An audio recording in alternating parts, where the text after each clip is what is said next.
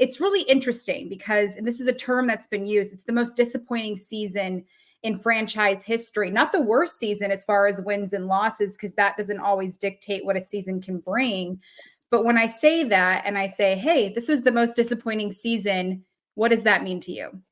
We have even made the point that had they backed into the playoffs and then won the World Series, we would have been like, you know what, this sucks. This is the worst World Series championship of all time. You honestly didn't get a chance to enjoy the regular season at all because it was feast or famine, which is just not the way that you sustain winning, obviously. And the fact that they didn't win 4 games in a row, it's like until the end, it was staggering. I mean, we just couldn't wrap our head around it.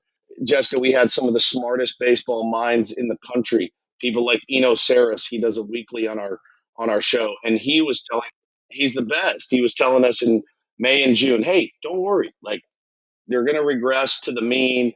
Things are going to change. They're going to turn the corner. And so we kept believing it. We kept, putting that message out because I think we all believed it as well.